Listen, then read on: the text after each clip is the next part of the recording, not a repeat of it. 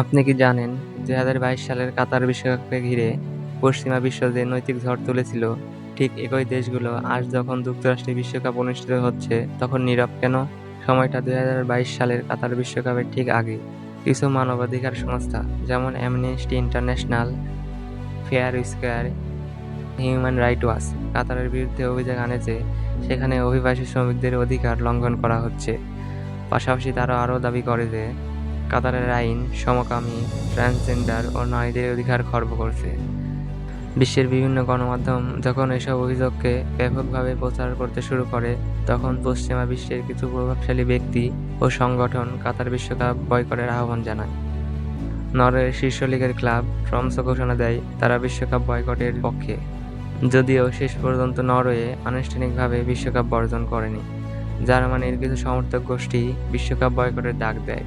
ফ্রান্সের বেশ কয়েকটি শহরে জনসম্মুখে বড় পর্দায় বিশ্বকাপ ম্যাচ সম্প্রচার বন্ধ রাখা হয়। ডেনমার্কের জাতীয় দল বিশেষ নকশার জার্সি পরে মাঠে নামে কাতারের বিপক্ষে প্রতীকী প্রতিবাদ জানানোর জন্য।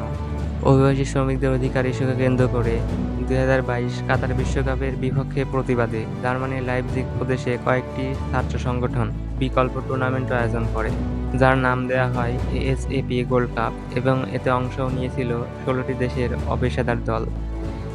ইংল্যান্ড দলের ক্যাপ্টেন সমকামীদের পতাকার রঙের সদিশ আর্মব্যান্ড পরে মাঠে নামার পরিকল্পনা করে, যদিও ফিফার সতর্কতার পরে তিনি শেষ পর্যন্ত সেটা পরে মাঠে নামেননি। এমনই এক সংকটময় সময়ে ফিফার প্রেসিডেন্ট জিয়ান্নি ইনফান্তিনো এক চমকে দেওয়া বক্তব্য দেন, যার জেরে পশ্চিমা বিশ্বের মুখোশ খুলে যায়। তার বক্তব্যের কিছু অংশ তুলে ধরছি। পুরো ভিডিওটা দেখতে চাইলে ডিসক্রিপশনে লিংক দেওয়া থাকবে, চাইলে দেখে নিতে পারেন। তিনি বলেন, আজ আমি নিজেকে কাতারি মনে করছি, আজ আমি নিজেকে আরব মনে করছি, আজ আমি নিজেকে আফ্রিকান মনে করছি, আজ আমি নিজেকে গে মনে করছি, আজ আমি নিজেকে একজন প্রতিবন্ধী মানুষ মনে করছি, আজ আমি নিজেকে একজন অভিবাসী শ্রমিক মনে করছি। আমাদের ইউরোপীয় এবং পশ্চিমা বিশ্বের কাছ থেকে নানান ধরনের নৈতিক শিক্ষা দেওয়া হয়েছে। আমার মনে হয় গত ৩০০ বছর ধরে আমরা ইউরোপীয়রা বিশ্বের বিভিন্ন স্থানে যা করেছি, আমাদের আগামী ৩০০ বছর ধরে ক্ষমা চেয়ে যাওয়া উচিত কাউকে নৈতিক শিক্ষা দেওয়ার আগে। আমি ৬ বছর আগে এখানে এসেছিলাম এবং আমার একেবারে প্রথম বৈঠকেই অভিবাসী শ্রমিকদের বিষয়টি সরাসরি উপস্থাপন করেছিলাম। ইউরোপ বা পশ্চিমা বিশ্বের যেসব কোম্পানি কাতার থেকে কোটি কোটি টাকা উপার্জন করে, তাদের মধ্যে কতগুলো কোম্পানি কাতার কর্তৃপক্ষের সঙ্গে অভিবাসী শ্রমিকদের অধিকার নিয়ে কথা বলেছে? এর উত্তর আমার কাছে আছে, একটিও নয়। কারণ কাতারের আইন পরিবর্তন হলে তাদের মুনাফা কমে যেতে পারে। আমার এখানে কাতারকে রক্ষা করতে হবে না, তারা নিজেরাই নিজেদেরকে রক্ষা করতে পারবে। আমি এখানে ফুটবলকে রক্ষা করছি।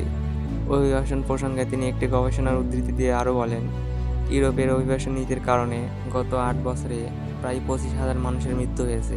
তারাও তো মানুষ, তাহলে তাদের পরিবারের জন্য কেন কেউ ক্ষতিপূরণ দাবি করলো না? এই একতরফা নৈতিক শিক্ষা আসলে ভণ্ডামি ছাড়া আর কিছুই নয়। তিনি আরও দাবি করেন, আন্তর্জাতিক সংস্থা যেমন আইএলও, আইটিইউসি এবং বিডব্লিউআই স্বীকার করেছে যে কাতারের কর্মপরিবেশের নিরাপত্তার মান পশ্চিম ইউরোপের সমপর্যায়ে পৌঁছেছে। বেতন কিছুটা কম হতে পারে, কিন্তু নিরাপত্তার মান একই ধরনের। অথচ এই বিষয়টি কোনো আন্তর্জাতিক গণমাধ্যমে আসেনি। এরপর তিনি আফগানিস্তানের একটি ঘটনার উদাহরণ তুলে ধরেন। যখন তালেবান আবার আফগানিস্তানের ক্ষমতা দখল করে এবং যুক্তরাষ্ট্র দেশটি ছেড়ে চলে যায়, তখন অনেক মানুষ কঠিন পরিস্থিতিতে পড়ে। ফুটবলের ক্ষেত্রে বিশেষ করে অনেক নারী ফুটবলারের অবস্থা ছিল অত্যন্ত সংকটাপন্ন। সেসব নারী ফুটবলারদের আফগানিস্তান থেকে বের করার আগে পশ্চিমা বিশ্বের অনেক দেশ আমাদের আশ্বাস দিয়েছিল, আমরা যদি তাদের আফগানিস্তান থেকে বের করতে পারি তাহলে তারা অবশ্যই তাদের আশ্রয় দেবে। কিন্তু আমরা যখন তাদের বের করে আনলাম, তখন ইউরোপ ও আমেরিকার সব দেশই তাদের জন্য দরজা বন্ধ করে দিল। সংখ্যাটি ছিল মাত্র ১৬০ জন, ১,৬০,০০০ জন নয়। আমার ধারণা তারা আমাদের এই প্রতিশ্রুতি দিয়েছিল কারণ তারা ভেবেছিল আমরা এসব মেয়েদের আফগানিস্তান থেকে বের করতে পারবো না। একবার আমরা যখন তাদের বের করতে সক্ষম হই, তখন তারা নানান রকম অজুহাত দেখাতে শুরু করে।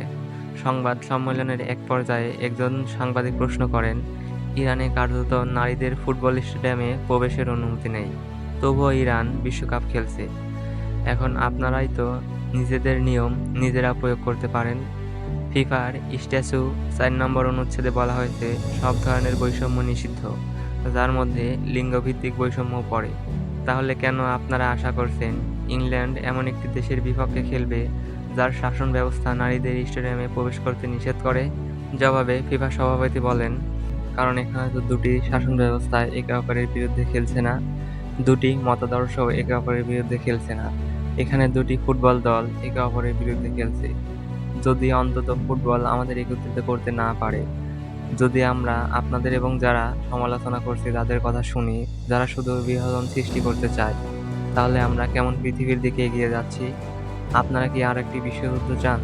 যদি তাই চান তাহলে এগিয়ে যান, কিন্তু আমাকে ছাড়া। মানুষকে একত্রিত করার জন্য আমাদের অন্তত একটি অজুহাত থাকা উচিত।